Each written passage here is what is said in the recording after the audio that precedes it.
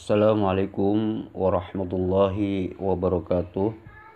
Assalatu wassalamu ala asrafil anbiya'i wal mursalin Sayyidina Muhammadin wa ala alihi wa sahbihi ajma'in. Rabbi shrahli sadri wa yassirli amri wahlul 'uqdatam min lisani yafqahu qawli, amma ba'du. Para sahabat sekalian, kali ini juga saya akan menjawab VN-VN dari seorang pendeta yang terus mengalir kepada saya, dan alhamdulillah semuanya sudah saya jawab kepada pendeta tersebut. Nah, kali ini saya akan membagikan bagaimana bunyinya VN-VN dari pendeta ini kepada saya gitu. Maka saya langsung menjawab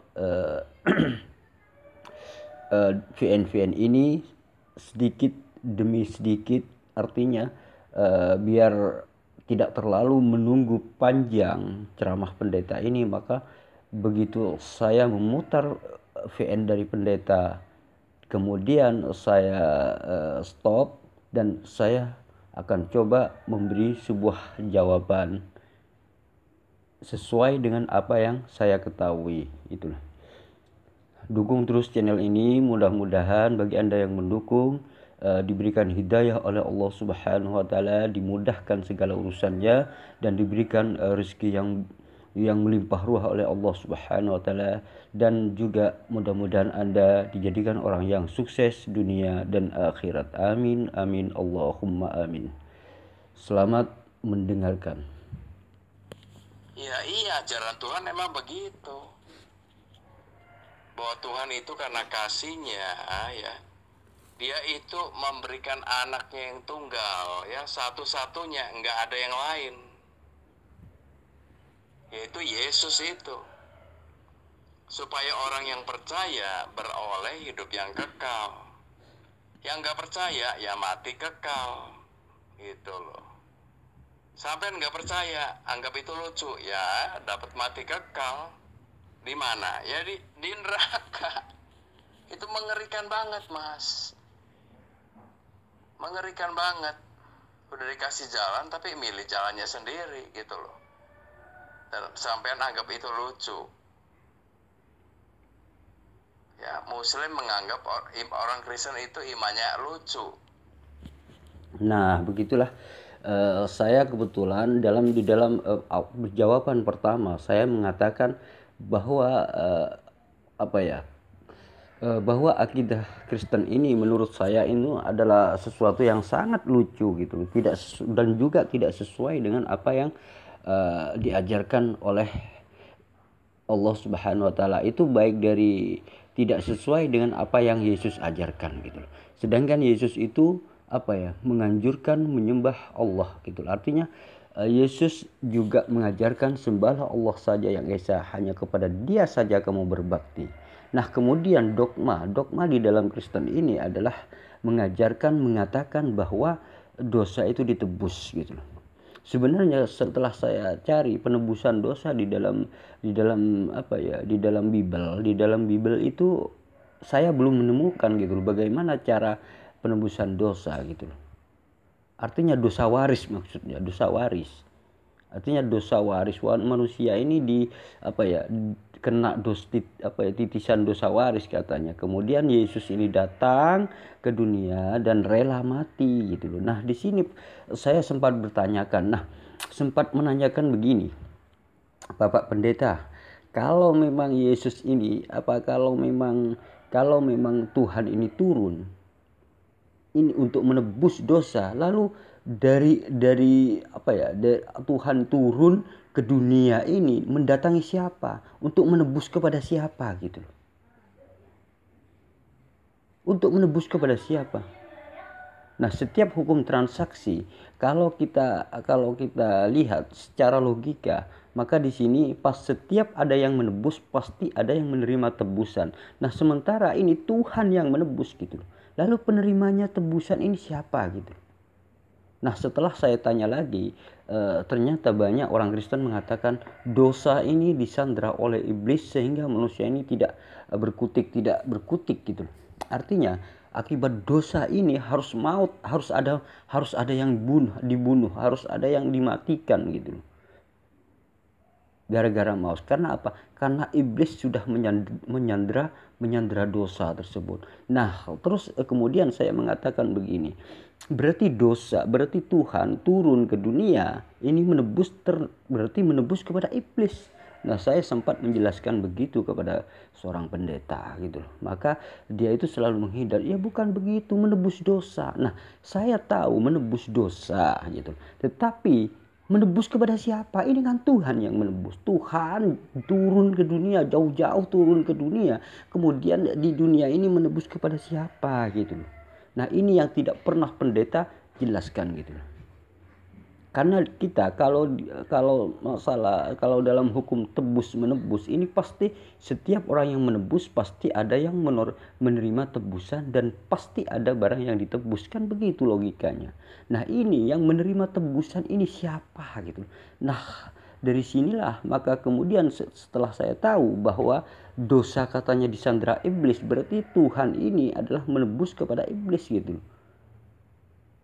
Nah, ini yang sangat-sangat pendeta takutkan memang. Inilah yang sangat pendeta hindarkan sehingga dia tuh selalu muter, tidak ada ujung pangkalnya.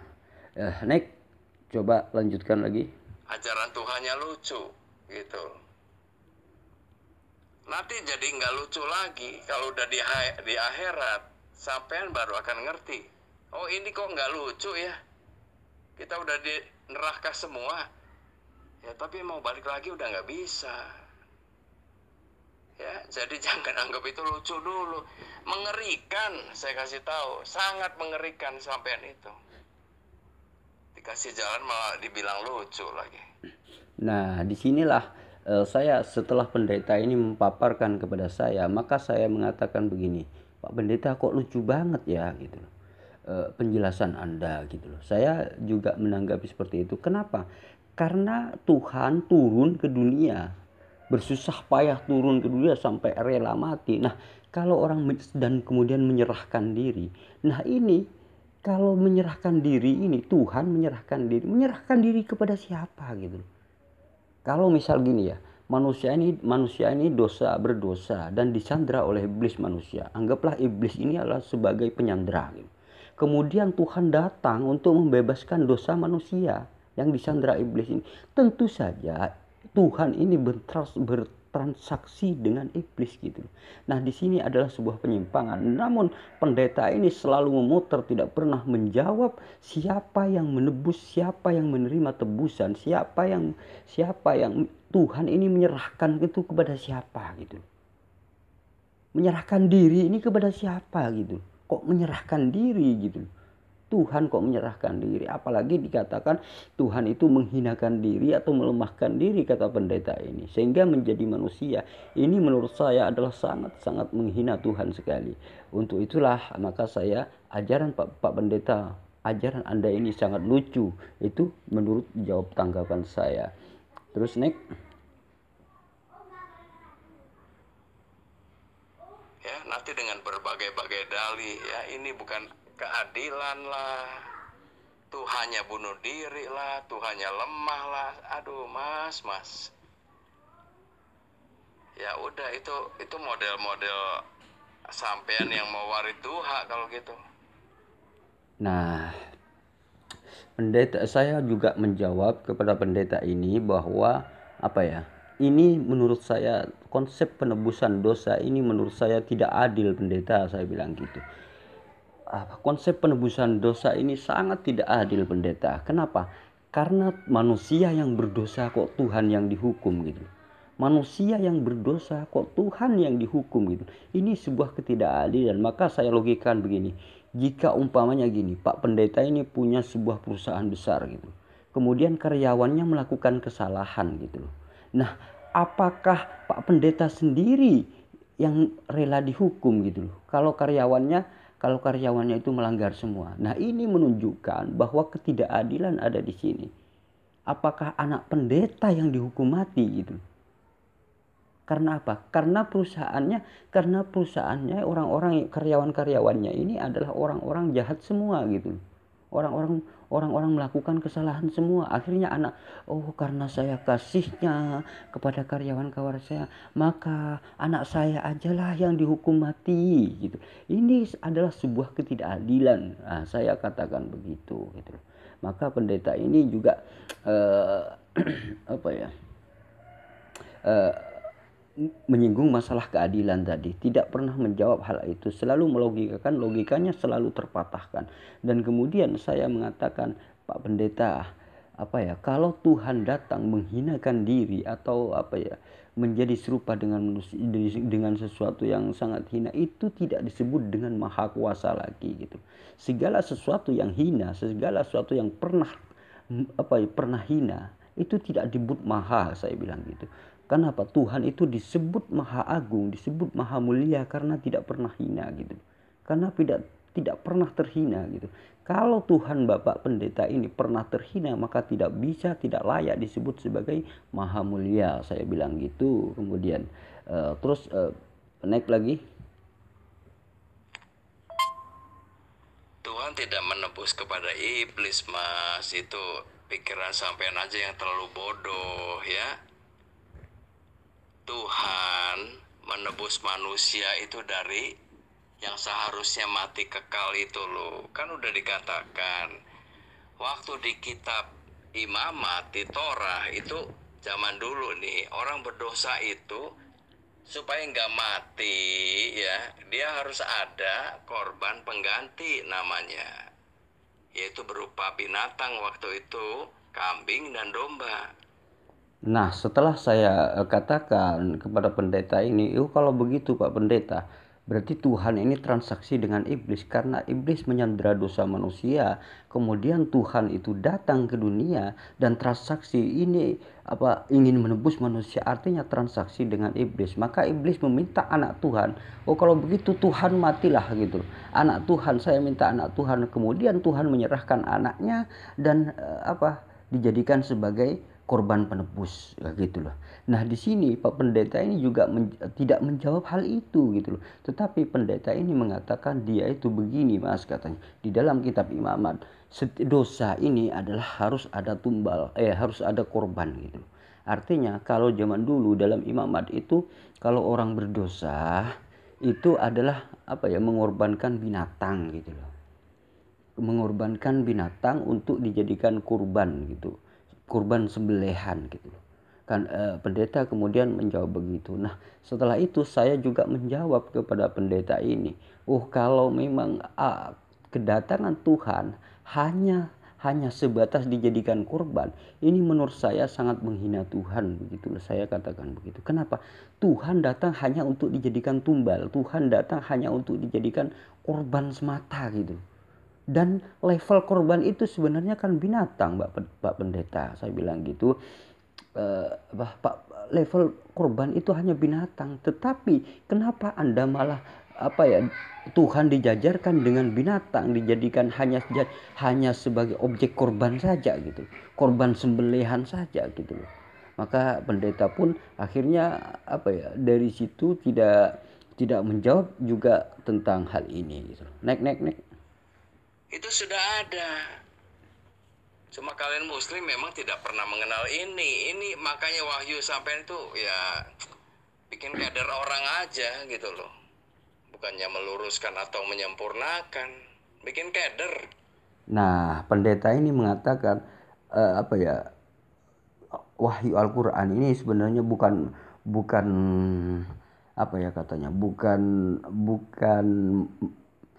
maksudnya dia itu bukan menjelaskan atau bedalah dengan Alkitab, dengan pemahaman pendeta ini katanya. Artinya Al-Qur'an ini hanya bikin keder orang-orang aja gitu, hanya bikin keder pendeta ini katanya.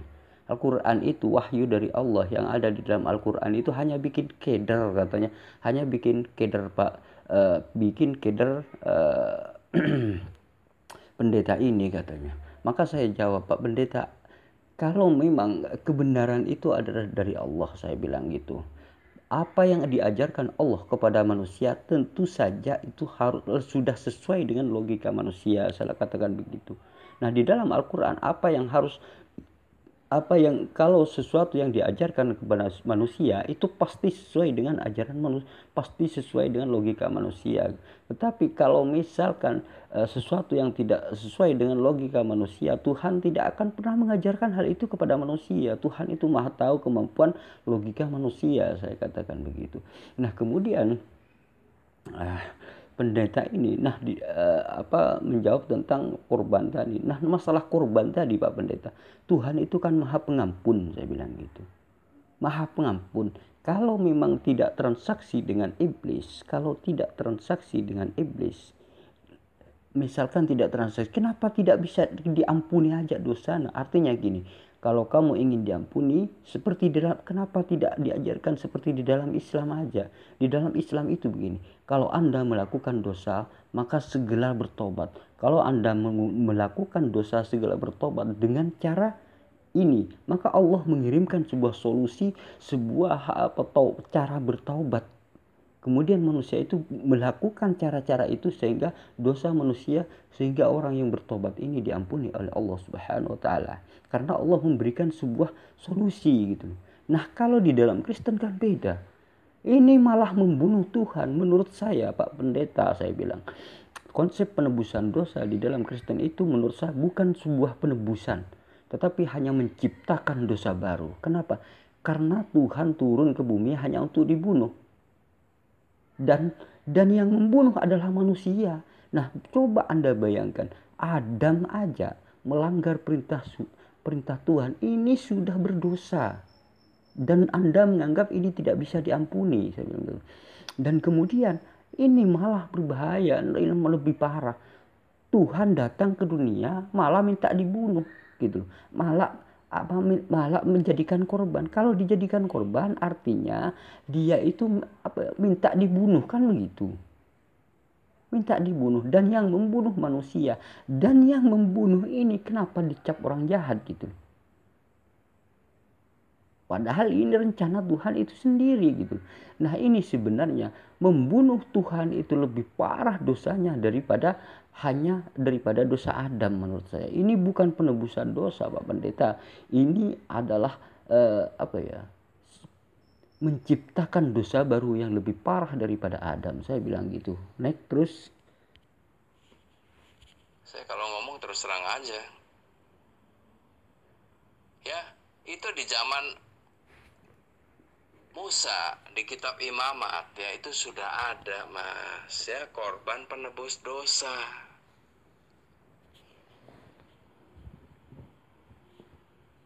Jadi Tuhan bukan menebusnya ke setan, bukan. Manusia yang sudah berdosa itu harusnya mati kekal, gitu loh. Mati kekal tahu nggak? Di neraka. Nah, bagaimana Tuhan mengampuninya? Yaitu dengan dia atau Tuhan itu menyerahkan dirinya gitu loh, menjadi korban yang sempurna buat orang itu. Itu ridho Allah. Kamu bilangnya macam-macam, menebusnya kepada setan dan segala macam. Hidup kamu itu sudah hilang waktu kamu berdosa. Nah inilah pendeta mengatakan bahwa ini bukan menebus kepada iblis itu mas, bukan menebus kepada iblis gitu.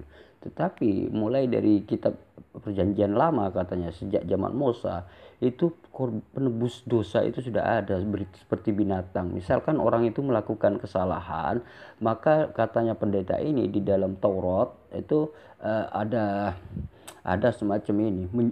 Orang kaum zaman Nabi Musa itu adalah menyembelih binatang sebagai kafaroh kalau nggak salah ya. Kalau dalam Islam itu sebagai kafaroh, sebagai membayar fidyah gitu, membayar tebusan gitu. Nah membayar kafaroh itu kepada binatang gitu loh. Kemudian binatang ini disembelih. Nah ini untuk Yesus, setelah Yesus datang ini, maka Yesus ini dijadikan korban pengganti daripada binatang gitu loh katanya. Nah ini sebenarnya menurut saya katakan kepada pendeta, ini menghina Tuhan Anda pendeta. Tuhan datang hanya untuk disembelih, saya bilang gitu. Tuhan datang hanya untuk dijadikan korban gitu. Nah, Anda ini salah. Seharusnya manusia yang berdosa itulah yang mengeluarkan korban. Bukan malah Tuhan yang dijadikan korban dan disembelih oleh manusia. Dan dikorbankan oleh manusia. Tuhan yang dikorbankan. Kalau zaman dulu, zaman Nabi Musa, misalkan walaupun misalkan dalam kitab itu ada mengorbankan binatang, ini kan begini. Kaumnya Nabi Musa membeli domba, membeli binatang, kemudian domba itu disembelih dan menyebut nama Allah, artinya dipersembahkan kepada Allah Subhanahu wa taala dengan niat bahwa dia itu tulus karena Allah Subhanahu wa taala, karena melakukan perintah Allah, kan begitu. Artinya manusia di sini. Nah, Bapak pendeta ini malah mengatakan Yesus ini sebagai korban gitu. Artinya Yesus yang dikorbankan, yang seperti orang tadi. Artinya Yesus ini yang disembelih gitu loh. Kan korban itu kan disembelih. Yesus inilah yang ditumpahkan darahnya oleh orang-orang Kristen gitu. Artinya Tuhannya itu yang dijadikan korban gitu, sembelihan.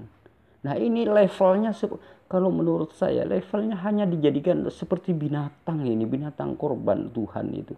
Nah, ini menurut saya bisa bilang kepada pendeta itu ini menghina Tuhan sebenarnya gitu.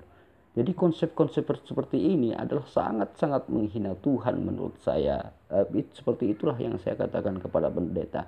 Dan kemudian pendeta ini juga menjawab fan saya. Terus next. Nah, itu ajaran dari Torah tuh begitu. Nah, bagaimana supaya hidup yang hilang itu bisa diperoleh kembali? Yaitu dengan ridho Allah, yaitu Tuhan menjadi manusia. Nah, pendeta itu mengibaratkan begini.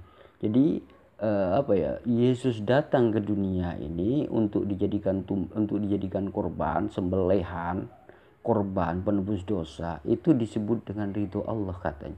Nah, persoalannya kan gini.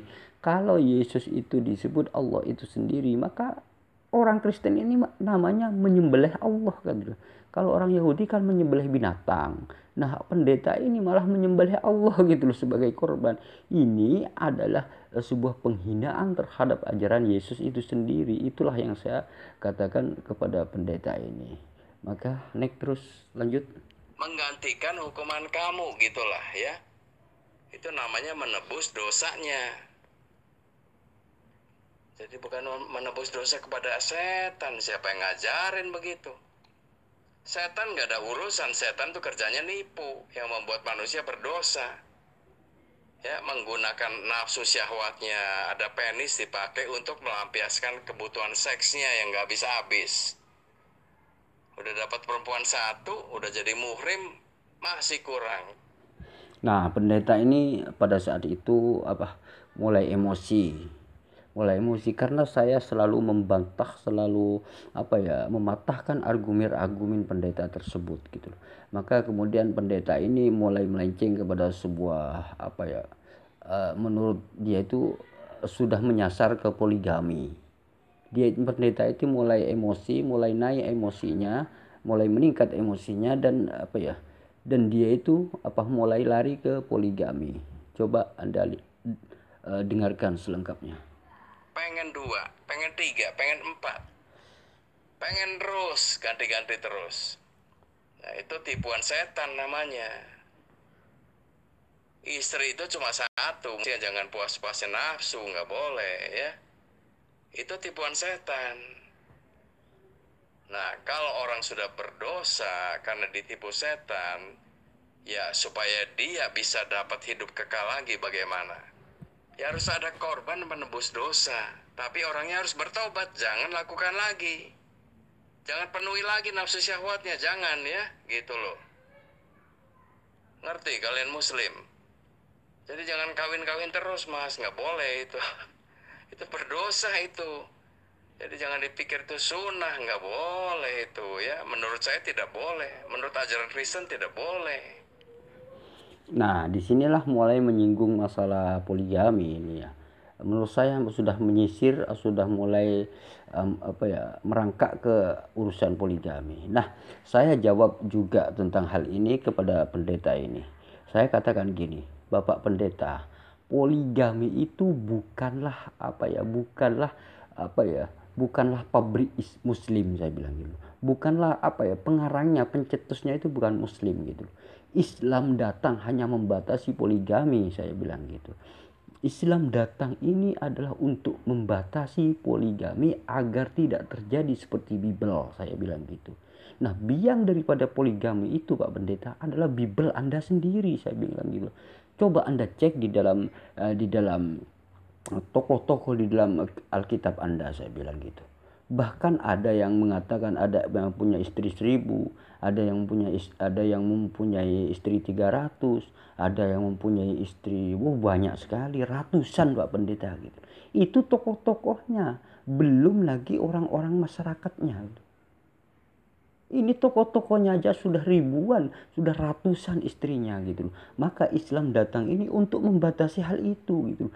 Karena Bible Anda ini sudah menjadi biang dari poligami, maka Islam datang untuk membatasi, saya bilang gitu. Nah, coba Pak Pendeta, di dalam kalau Anda tahu tentang sejarah Islam, maka di zaman jahiliyah, di zaman sebelum Islam, itu adalah orang-orang itu kalau kaya, istrinya itu di mana-mana gitu. Karena apa? Karena mengikuti kitab sucinya, karena mengikuti Bible, saya bilang gitu.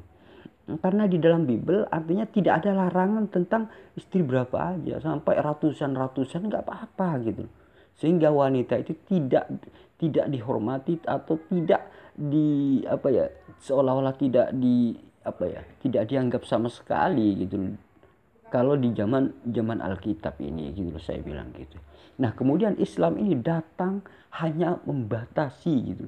Nah, kenapa orang yang membatasi dikatakan dituduh sebagai sebagai suka menikah, suka mengikuti hawa nafsu? Kenapa gitu loh? Saya katakan gitu. Padahal Islam ini datang untuk membatasi poligami agar supaya begini. Kalau zaman Alkitab, zaman Bible, itu kan istri itu gak ada larangan, baik berapa aja wis gak ada. Makanya orang masyarakatnya itu suka ada yang beristri banyak, yang 100 lebih gitu. Kalau kaya sedikit wis ratusan istrinya gitu. Maka Islam datang, itu tidak boleh. Cukup paling banyak 4, melebihi dari situ gak boleh. Nah, Islam ini belalang ini, kenapa pendeta menuduh Islam gitu? Nah, itu yang saya terangkan kepada Pak Pendeta. Makanya Pak Pendeta ini akhirnya tidak berani lagi untuk menyinggung masalah poligami tersebut. Naik terus. Itu namanya memenuhi nafsu syahwat. Akibatnya sampean berdosa. Jangan dipikir itu sunnah. Nah, itulah tadi. Kan dia itu menyinggung masalah, jangan dipikir itu sunnah, itu sudah nyerempet kepada Islam, kepada ajaran Islam, ajaran Rasulullah Muhammad SAW.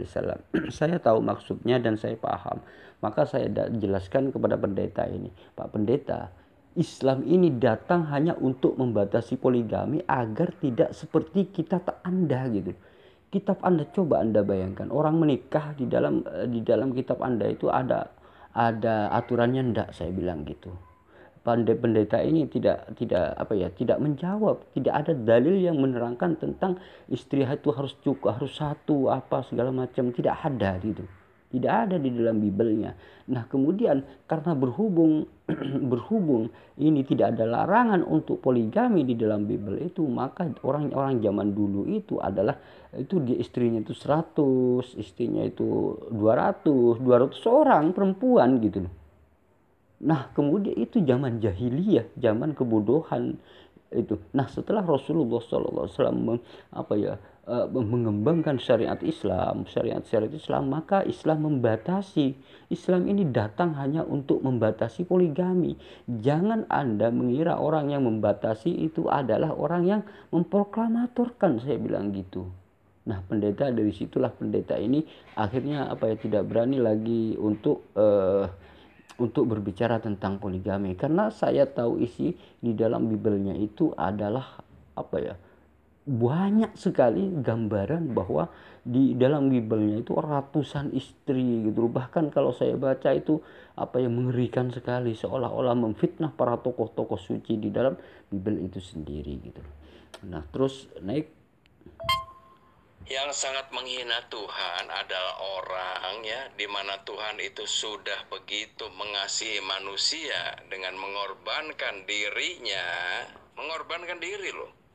Tapi nggak mempercayai dengan tidak mengimaninya, itu namanya menghina Tuhan. Makanya ada ayatnya, orang yang menolaknya itu sudah ada di bawah penghukuman, ngerti? Kayak sampean kan menolak ya, anggap itu lucu lah, macam-macam alasannya. Nah, sampean intinya menolak ya kan? Sampean sudah ada di bawah penghukuman. Nah, saya katakan konsep-konsep penebusan dosa di dalam ajaran Kristen ini, menurut saya katakan kepada Pak Pendeta begini, Pak Pendeta, konsep-konsep penebusan dosa di dalam Kristen ini adalah sebuah penghinaan terhadap Tuhan menurut saya. Ini bukan menebus dosa, saya bilang gitu, tetapi ini penghinaan kepada Tuhan. Karena apa? Karena Tuhan datang ke dunia hanya untuk dijadikan korban, hanya untuk dijadikan tumbal, hanya untuk disembelih sebagai korban bakaran aja gitu. Nah, ini kan sebuah penghinaan terhadap Tuhan, saya bilang gitu. Nah, pendeta ini mengatakan akhirnya menjawab, Tuhan itu datang rela mati gitu. Rela mati untuk menembus dosa gitu. Nah, pertanyaan saya Pak Pendeta begini, kok bisa rela mati? Kenapa gitu? Kan Tuhan Maha Kuasa gitu. Kok dikatakan rela mati? Apakah ada yang menyandera manusia sehingga Tuhan datang rela mati? Contohnya, kalau pahlawan rela mati membela negaranya, itu pasti berperang dengan penjajah, saya bilang gitu. Nah, dimatiin sama penjajah. Penjajah yang berkuasa gitu. Misal penjajah yang berkuasa, maka pahlawan ini demi negaranya dia itu rela mati demi negaranya dan akhirnya melawan penjajah tersebut gitu. Walaupun tahu resikonya pahlawan ini akan mati, tetapi dia berjuang demi membela negaranya. Ini pahlawan namanya. Tetapi kalau Tuhan, Pak Pendeta, dia itu datang ingin menyelamatkan demi manusia. Ini melawan siapa gitu? Melawan iblis. Sehingga iblis mematikan Tuhan gitu. Ini kan sangat-sangat menghina Tuhan, saya katakan begitu. Nah, kalau saya baca bahkan di dalam pengkhianatan kepada Yesus di dalam Bible itu sendiri, saya katakan kepada pendeta, itu Yudas ini dibisikin oleh iblis sehingga Yudas ini mengkhianati Yesus sehingga Yesus itu disalib, saya mengatakan begitu. Nah, ini penyaliban ini akibat daripada bisikan iblis, saya bilang gitu kepada pendeta tersebut. Naik, lanjut lagi. Kapan itu terjadinya? Ya nanti kalau sampai udah mati. Hukuman apa? Ya hukuman di neraka, mau di mana lagi? Ya. Jadi apalagi yang lucu? Sampai mau lucu apa mau masuk neraka? Yang nggak lucu katanya. Tapi nanti jadi nyesal sampainya. Tapi udah nggak bisa balik lagi. Terserah mau yang mana yang mau dipilih. Nah, saya katakan, Pak Pendeta, apa yang Anda terangkan kepada saya, konsep-konsep di dalam kekristenan yang diterangkan kepada saya, itu ada sebuah kelucuan. Saya kan ini Pak ketawa kepada Pak Pendeta ini. Ketawa ini lucu, Pak Pendeta, lucu. Tuhan datang kok hanya dijadikan korban sembelihan, saya bilang gitu. Ini lucu, Pak Pendeta. Tuhan itu dihormat, Tuhan itu harus diagungkan gitu. Bukan malah dijadikan korban. Datang ke dunia, ditangkap, dijadikan korban. Ini kan lucu Pak Pendeta, saya bilang gitu. Maka kemudian pendeta ini akhirnya berkata, ya seperti itu. Mana yang lucu, berbicara tentang masalah lucu-lucu. Nah, begitulah dialog penjabaran saya dengan pendeta. Terus naik lagi, lanjut, tanggung. Yesus itu merendahkan diri menjadi sama manusia, ya, menjadi sama dengan manusia. Tapi Yesus tidak berdosa. Sampai mengakui dalam Quran, Isa itu zakiyah, manusia yang zakiyah. Artinya apa? Murni. Jadi sampai itu kalau kasih gambaran jangan yang salah dong ya. Gimana sih dari pendeta mau jadi pelacur? Nah, ini Gini, saya itu waktu itu pendeta Salim ini juga mengatakan Tuhan menghinakan diri menjadi manusia atau rela terhina menjadi manusia dari meninggalkan sifat ketuhanannya, katanya rela menjadi manusia. Ini kan menjadi sebuah hina karena manusia ini kan dosa ini kan hina, maka Tuhan itu rela menjadi hina katanya demi untuk menyelamatkan manusia katanya. Maka saya katakan gini, Pak Pendeta, itu gak logis menurut saya gitu. Kan Tuhan Maha Kuasa, kenapa tidak mengangkat aja derajatnya gitu loh. Artinya kenapa tidak mengampuni aja langsung, misalkan diberi solusi lah. Misalkan gini, kalau manusia berdosa harus melakukan hal ini biar dosanya diampuni. Seperti di dalam Islam. Kalau di dalam ajaran Islam, Pak Pendeta, manusia ini kan sudah berdosa, Pak Pendeta, tetapi Allah memberikan sebuah solusi kepada manusia. Artinya kalau kamu melakukan dosa ini maka tobatnya ini, kalau kamu melakukan dosa ini tobatnya ini, kalau kamu melakukan dosa ini tobatnya ini. Nah, di dalam ajaran Islam hal-hal seperti itu diberikan oleh Allah sebuah solusi. Jadi umat Islam kalau melakukan dosa segera bertobat, segera melakukan apa yang Allah perintahkan, bertobat, maka Allah segera menerima. Itu adalah Maha Pengampun di dalam ajaran Islam, saya bilang gitu. Nah, kemudian kalau Tuhan datang kemudian untuk mati, menyerahkan diri, lalu kepada siapa dia itu menyerah gitu loh. Sedangkan dosanya katanya disandra oleh iblis. Artinya Tuhan kan menyerah kepada iblis. Ini kan lucu, Pak Pendeta, saya bilang gitu. Maka itulah jawaban pendeta gitu. Terus Nek lanjut lagi coba. Ngaco itu, Mas. Pendeta kan terhormat ya. Kok dia mau menjadi pelacur gimana? Nah, iya benar. Saya logikakan begini. Ibarat gini, Pak Pendeta. Anggaplah gini, Pak Pendeta ini adalah sebuah pendeta terhormat gitu. Anggaplah pendeta perempuan yang sangat terhormat gitu, pendeta perempuan. Kemudian dia itu melihat pelacur gitu, melihat pelacur. Nah, saking kasihnya kepada pelacur sehingga pendeta ini akhirnya melacurkan diri, rela hina menjadi pelacur juga gitu. Nah, bagaimana reaksi Bapak Pendeta gitu? Ini logika kita gitu. Kalau Tuhan itu rela hina menjadi manusia, kenapa pendeta ini rela hina juga menjadi pelacur? Akhirnya terjun menjadi pelacur terus menerus sampai matinya, saya bilang gitu. Nah, bagaimana reaksi pendeta, saya bilang gitu. Nah, logika inilah yang saya berikan kepada pendeta. Akhirnya pendeta keluar seperti ini, kata kalimat-kalimat seperti ini. Lanjut, Nek. Pelacur kan berdosa. Kalau pendetanya melacurkan diri, ya dia jadi orang berdosa dong. Itu benar-benar dia kehilangan harga dirinya atau Nah, kalau katanya setelah saya beri logika seperti itu, kalau pendeta itu rela menjadi pelacur karena kasihnya kepada pelacur, maka dia itu pendeta ini akhirnya hilang wibawanya, hilang kehormatannya begitu. Maka saya juga katakan begitu. Begitu juga dengan Tuhan gitu. Kalau Tuhan itu rela menghinakan diri menjadi manusia yang berdosa, misalkan dari menjadi manusia karena kasihnya kepada manusia, maka Tuhan ini rela kemahaagungannya, kemahamuliaannya itu hilang, tidak disebut maha mulia lagi. Sebagaimana pendeta tadi yang melacurkan diri rela menjadi pelacur, saya bilang itu logika kan seperti itu. Maka itulah tanggapan pendeta ini. Terus naik lanjut. Hormatannya beda dong ya. Aduh, gimana sih?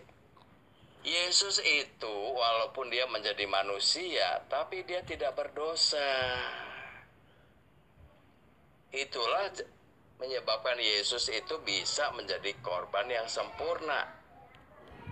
Nah, pendeta ini mengatakan Yesus itu tidak menjadi manusia, tidak berdosa katanya. Nah, artinya dia itu saya juga sempat begini, Pak Pendeta. Kalau Tuhan sudah menjadi manusia, ini adalah sebuah proses, ini adalah sebuah perubahan, saya bilang gitu. Ini perubahan.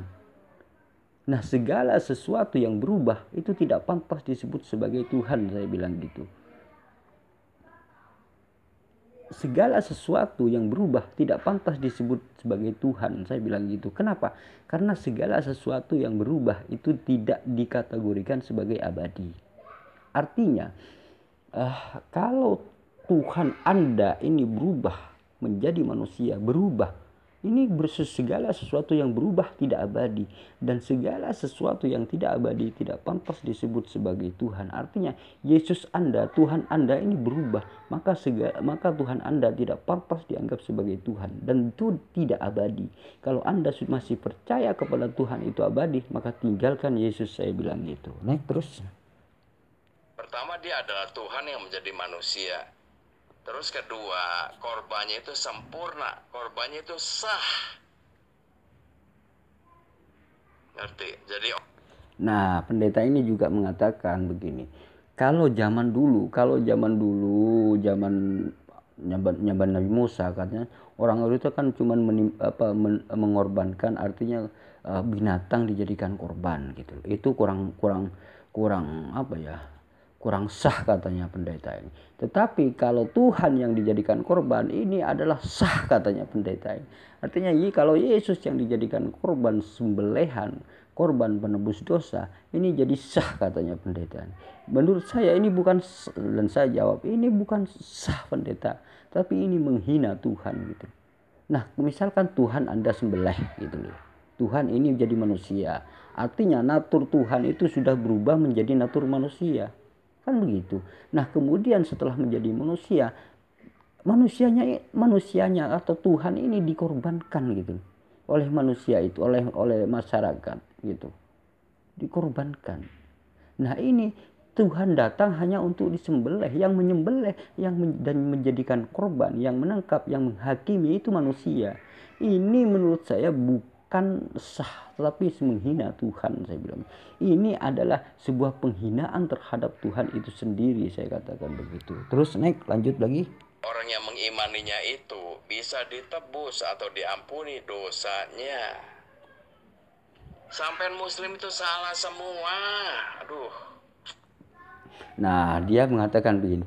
Nah, orang yang percaya kepada sebuah penebusan dosa atau sebuah penyalipan, maka dosanya ditebus semua, katanya. Orang yang percaya Yesus sebagai Tuhan, katanya, dia itu ditebus dosanya, katanya. Nah, juga saya membantah kepada pendeta, Pak Pendeta, Yesus tidak pernah mengajarkan dirinya sebagai Tuhan, saya bilang gitu.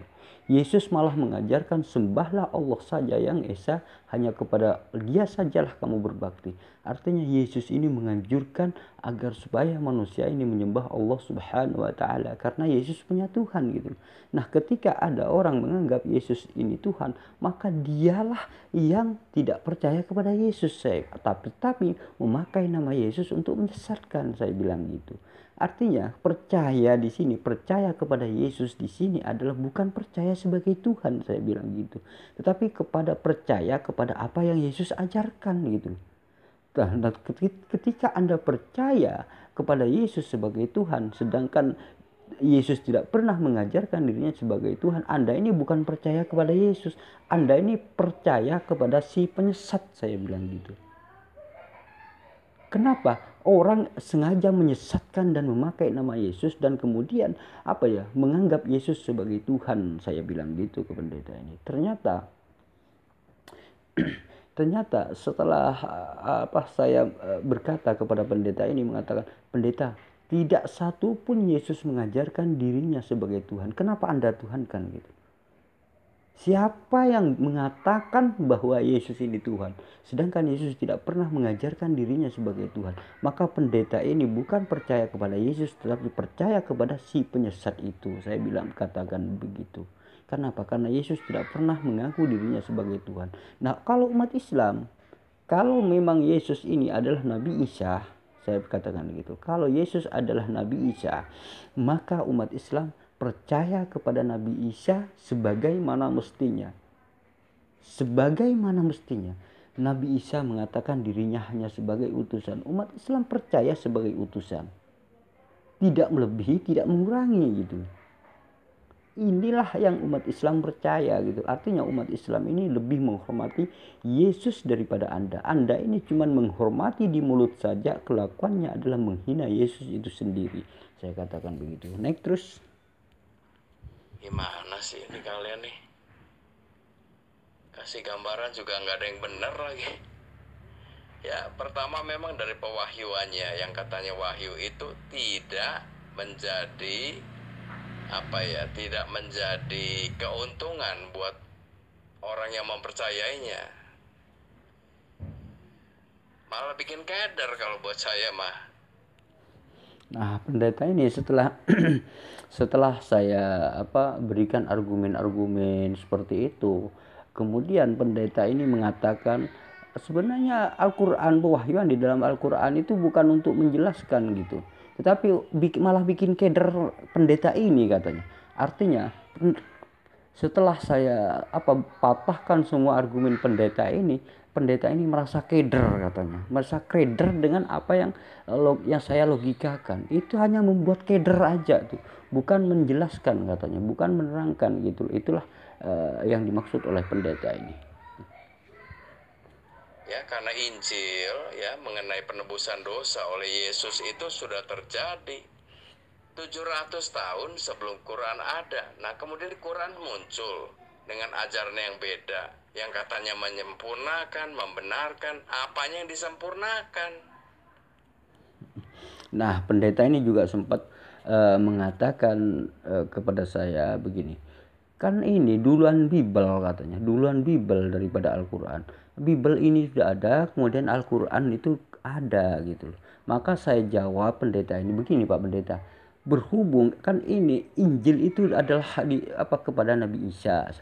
Nah, setelah Nabi Isa ini tiada, tidak bersama-sama dengan mereka lagi, maka Injil ini diobok-obok oleh si penyesat, saya bilang gitu. Diobok-obok sehingga dirubah. Maka karena Allah sayang kepada manusia, karena Allah mencintai manusia, maka kemudian Allah menurunkan lagi kitab suci Al-Quran sebagai petunjuk kepada umat manusia, agar manusia tidak tersesat gitu.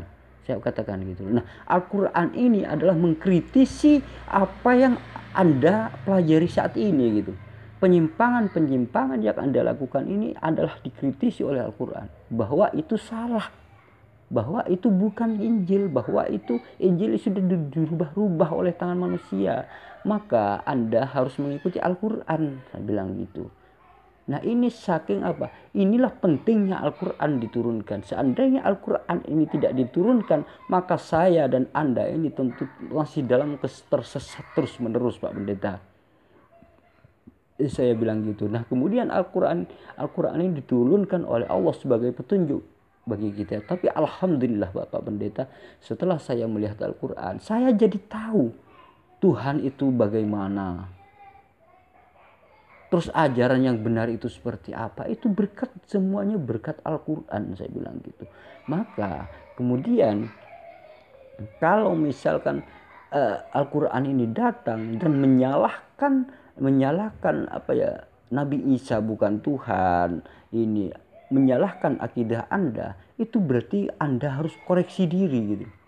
Anda harus koreksi diri, Anda harus mempelajari tentang konsep ketuhanan, saya bilang gitu. Apa benar Nabi Isa itu Tuhan? Nah, Al-Quran mengatakan Nabi Isa itu bukan Tuhan. Tetapi Anda menuhankan Nabi Isa, Anda harus belajar lagi. Apa benar? Nah, jika Pak Pendeta salah, maka jangan harap Allah mengampuni kalau Anda tidak bertobat, saya bilang gitu. Maka untuk itulah Anda segera mempelajari konsep ketuhanan agar Anda ini diselamatkan oleh Allah Subhanahu wa taala. Segeralah belajar tentang konsep-konsep ketuhanan di dalam Islam, saya bilang gitu. Terus naik lagi. Kalian merubah semua gitu loh. Yang sudah benar itu dirubah. Yang model kalian tadi, oh Tuhan menghinakan dirinya, ya itu betul. Oh Tuhan menebus dosanya untuk setan, nah itu salah.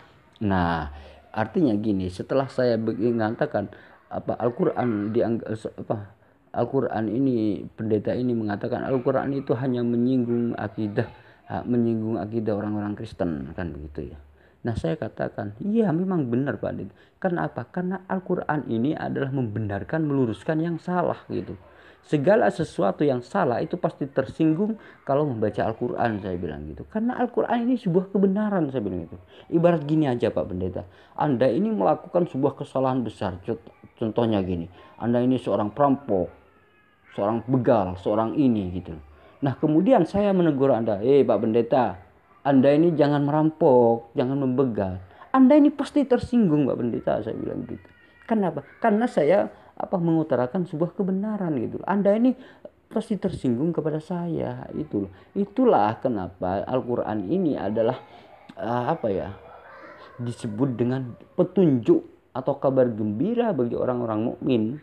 Bagi orang mukmin loh, bagi orang yang beriman loh ya, bukan pada Anda Pak Pendeta. Kecuali Anda ini sudah beriman, baru ini menjadi kabar gembira bagi Anda, saya bilang gitu. Terus next. Kalian tidak mempercayai apa yang sudah dilakukan oleh Yesus.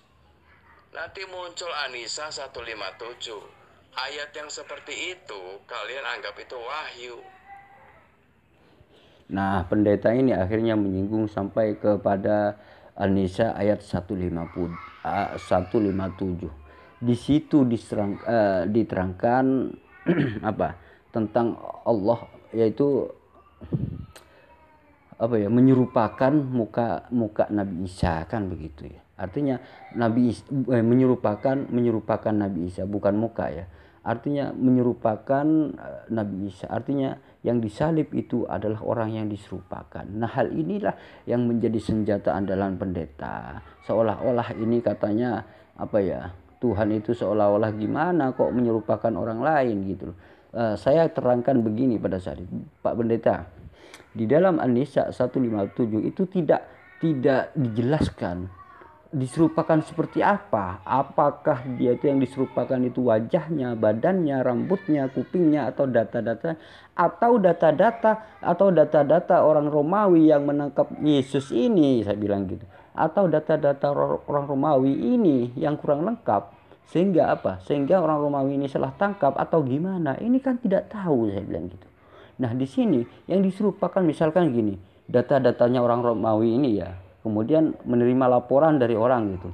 Kemudian data-data orang Romawi mencatat ciri-ciri yang dilaporkan yang akan ditangkap gitu. Nah kemudian orang Romawi ini datang, Fred. Nah dia itu melihat datanya seperti apa orangnya gitu. Ini data-datanya ini dilihat seperti ini. Maka ada misalkan orang yang mirip dengan data-data yang dipegang oleh tentara Romawi tersebut. Maka orang itu ditangkap gitu. Maka dikatakan Romawi ini salah tangkap gitu. Ini kan bisa jadi. Bahkan Pak Pendeta, di hari sampai detik ini orang salah tangkap itu banyak kejadiannya. Itu semua karena serupa datanya, saya bilang gitu. Ini bisa saja diserupakan itu adalah dari data-datanya. Data-data yang dipegang oleh orang Romawi untuk menangkap itu serupa samanya gitu. Datanya itu sama orang yang ingin ditangkap yang sebenarnya ternyata salah tangkap. Nah ini sebenarnya adalah kesalahan tentara Romawi sendiri. Karena tidak tahu orangnya, kemudian itu hanya mengantongi data-data, maka dia itu bisa saja Romawi ini salah tangkap. Itu bisa juga dikategorikan diserupakan, saya bilang gitu kepada pendeta tersebut. Terus lanjut lagi. Nanti kita bahas An-Nisa 157 ya. Bagaimana Allah itu bisa menserupakan muka seseorang. Itu kalian malah menghina Allah atau menghina Allah kalian. Kok bisa menserupakan muka seseorang? Allah kalian dianggapnya jahat apa? Nah, pendeta ini mengatakan, kok bisa Allah menyerupakan muka seseorang gitu. Nah, di sini pendeta ini mulai agak memelintir sedikit ya. Sebenarnya di dalam Al-Qur'an itu disebutkan orang yang diserupakan dengan Nabi Isa. Dia itu tidak menyebutkan secara spesifik gitu. Tapi menggambarkan secara global, diserupakan dengan Nabi Isa. Nah yang diserupakan ini apanya? Ini di dalam Al-Quran tidak dijelaskan apanya, apakah wajahnya, apakah rambutnya, apakah data-data, apakah tanda-tanda atau data-datanya yang diserupakan atau apanya. Semua itu adalah menjelaskan secara global. Maka saya jawab begini Pak Pendeta, saya logikakan begini kepada Bapak Pendeta ini. Begini Pak, seandainya misalkan begini Pak Pendeta, ada orang, Anda ini misalkan tukang eksekusi misalkan. Nah kemudian ada orang melaporkan kepada Anda agar mengeksekusi orang itu gitu, orang lain. Kemudian orang yang melaporkan ini membawa data-data kepada Anda. Anda mencatat sebuah data-data. Contoh, ciri-cirinya seperti apa? Oh, rambutnya pirang. Terus kemudian orang ini memakai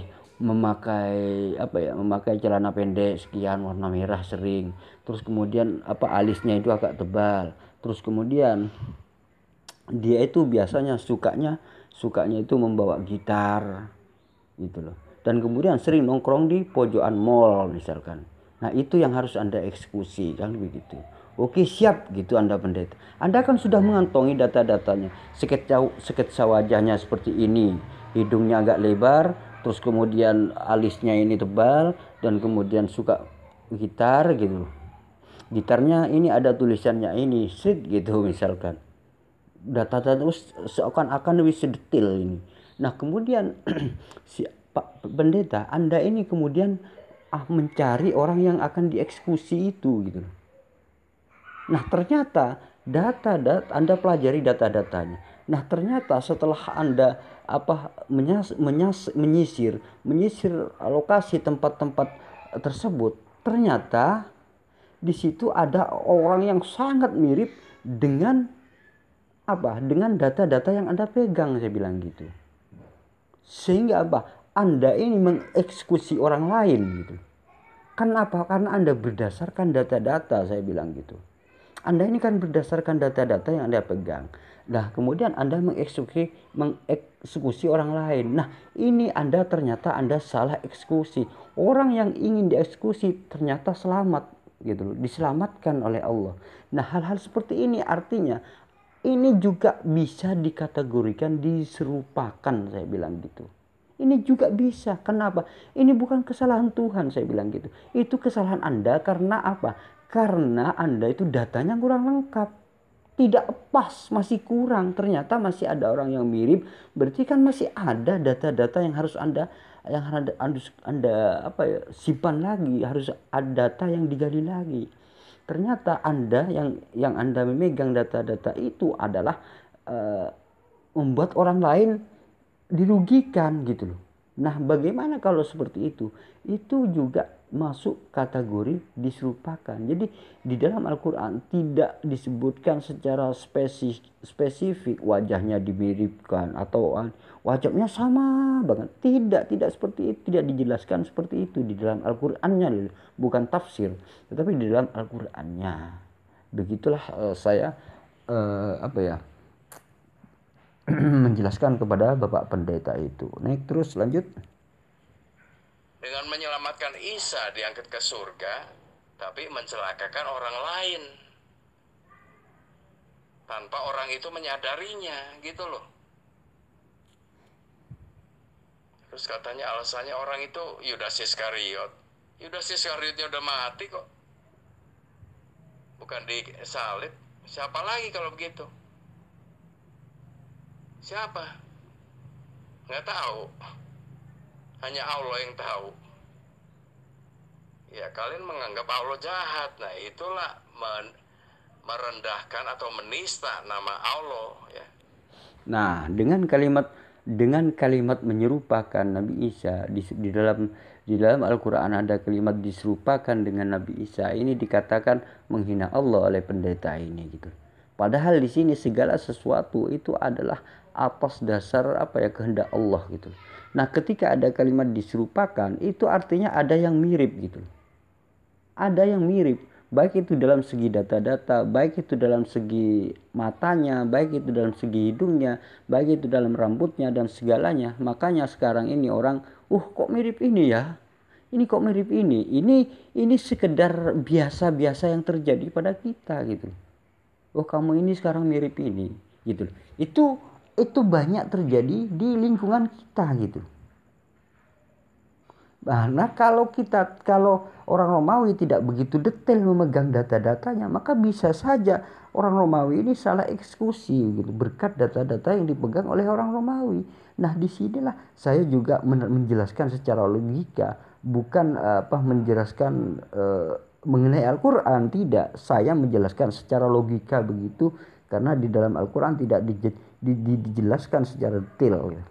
Tetapi secara logika saya terangkan seperti itu gitu. Saya tidak menggunakan tafsir gitu, tetapi saya menjelaskan secara logika berdasarkan logika saya, pemikiran saya terhadap pendeta ini gitu. Next, terus lanjut. Bener gak? Allah menserupakan muka seseorang menjadi mirip Isa. Isanya selamat, orang itu yang nggak tahu siapa dia jadi mati. Dan itu pun. Nah di dalam itu walakin subbihalahum, tetapi subbihalahum yaitu orang yang diserupakan dengan Nabi Isa. Nah di sini kalimat orang yang diserupakan dengan Nabi Isa ini berarti bukan bukan berarti Nabi Isa sama wajahnya, tidak disebutkan seperti itu di dalam Al-Quran, tidak. Tetapi di dalam Al-Quran hanya menjelaskan secara global, diserupakan dengan Nabi Isa gitu. Nah, kalau misalkan gini, Pak Pendeta ini misalkan saya jelaskan begitu kepada Pak Pendeta, saya misalkan gini, saya melaporkan tentang Anda, melaporkan masalah ciri-ciri kepada orang lain. Kemudian teman saya ini menulis ciri-ciri Anda, Pak Pendeta ini seperti ini ciri-cirinya, rambutnya seperti agak ikal, pendek, dan terus kemudian alisnya matanya agak sipit karena keturunan Chinese. Terus kemudian alisnya agak tebal sedikit, telinganya agak mekar sedikit, terus matanya sipit, hidungnya agak melebar gitu.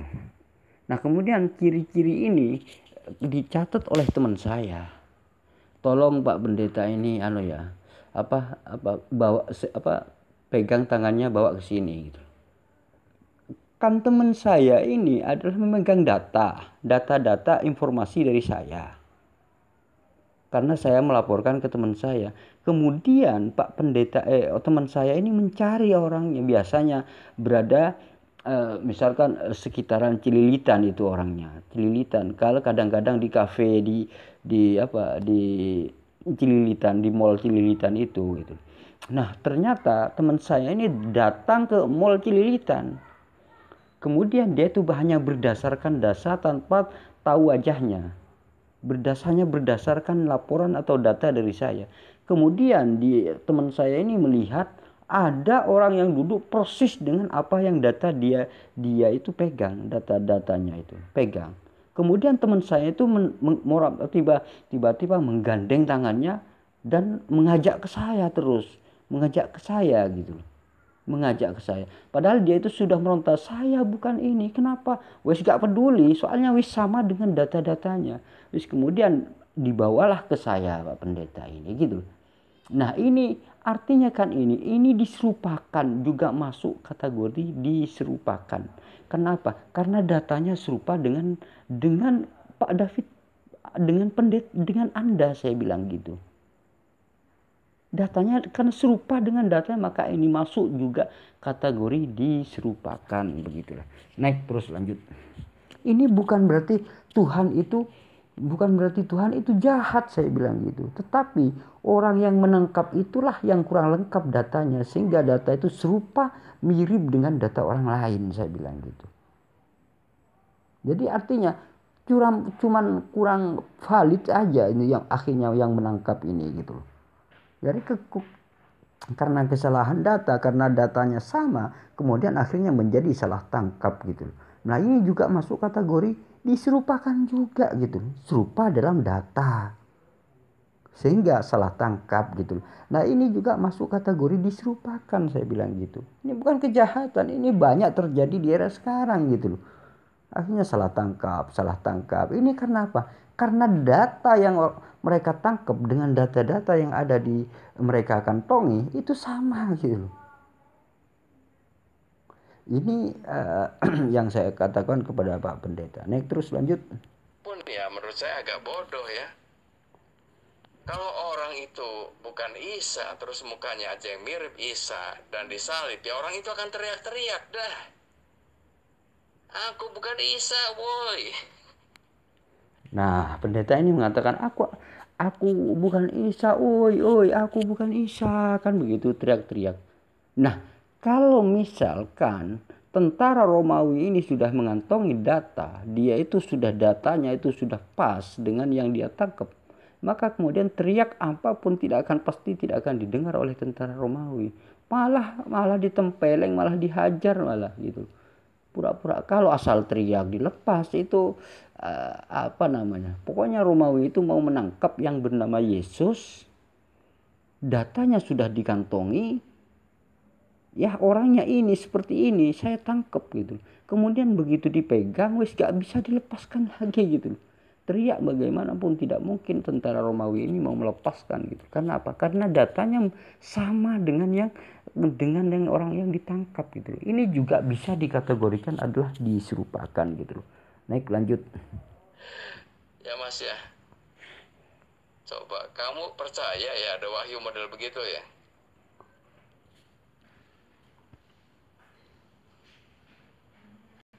Demi supaya apa? Penyaliban oleh Yesus itu dianggapnya tidak ada. Nah, katanya diserupakan itu demi agar penyaliban itu tidak ada katanya. Padahal penyaliban itu sendiri sebenarnya sebenarnya mengenai kontroversi gitu. Nah, menurut saya ketika Yesus itu disalib, maka di dalam Bible itu sendiri dikatakan terkutuklah orang yang disalib gitu. Artinya orang yang ada di salib itu adalah orang terkutuk. Artinya bukan Yesus gitu. Karena Yesus bukan orang terkutuk. Nah, yang sedangkan yang di atas salib itu adalah manusia terkutuk gitu. Terkutuklah yang di atas salib. Nah, di sini sebenarnya sebenarnya menjadi pertanyaan besar bagi orang-orang Kristen itu sendiri gitu. Kenapa? Karena yang di atas salib itu adalah orang terkutuk. Kalau di atas salib itu orang terkutuk, maka Bapak Pendeta ini, Bapak Pendeta menuhankan orang yang terkutuk tersebut gitu. Ini sangat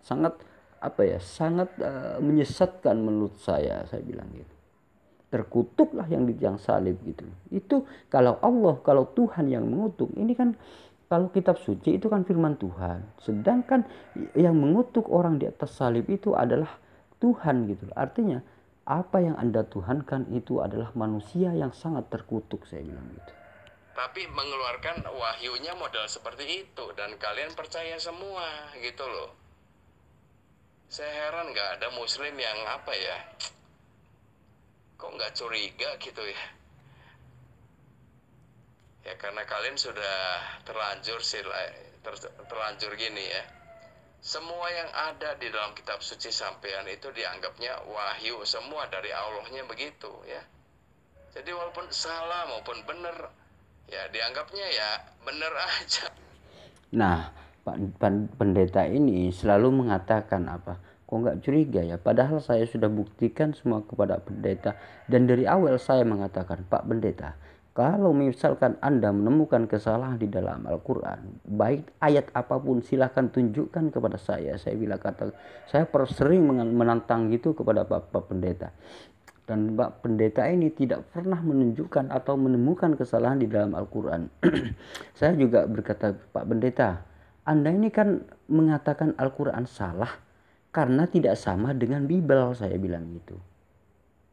Hanya itu yang Anda duga, sehingga walaupun Al-Quran ini benar, Bible salah, Anda tetap akan menganggap Al-Quran salah gitu. Karena Anda sudah tertancap dogma, saya bilang gitu. Nah, mari kita buang semua dogma. Mari kita berada di tengah dan mari kita telaah masing-masing. Pada saat itu dulu saya pernah membeberkan tentang kesalahan Bible. Ya, salah satunya adalah ayat-ayat yang direvisi. Artinya ayat yang sudah berubah gitu loh. Maka saya sempat tunjukkan kepada pendeta, Pak Pendeta, apakah benar kitab suci ini boleh direvisi oleh seseorang, boleh dirubah gitu. Maka saya begini Pak Pendeta, saya tantang Pak Pendeta, kalau Pak Pendeta mampu menemukan kesalahan di dalam Al-Quran, tunjukkan kepada saya bilang gitu.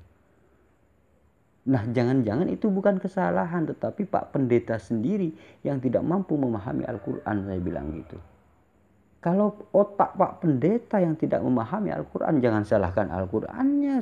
Ternyata otak Anda yang masih minim, tidak mampu mencerna, tidak mampu memahami tentang Al-Quran, sehingga Anda mengatakan salah. Ini bukan ke Al-Qurannya yang salah, tetapi otak Anda lah yang tidak mampu. Maka kesalahan itu terletak pada Anda sendiri, Pak Pendeta.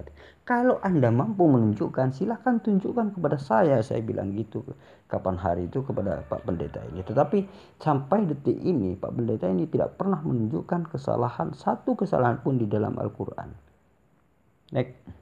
Gitu loh. Itu celaka sebenarnya itu.